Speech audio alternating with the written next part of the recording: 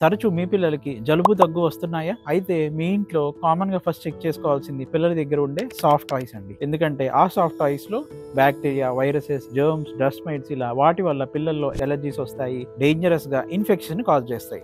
ఎలా అనుకుంటున్నారా?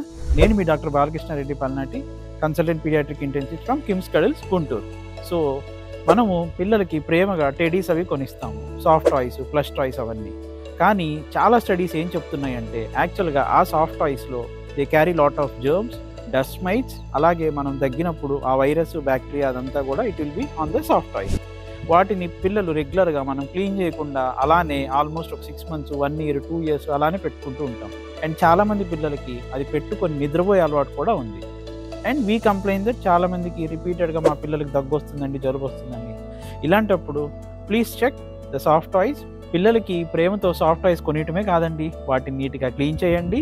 అలాగే సేఫ్ ప్లేస్‌లో ఉంచండి. Thank you.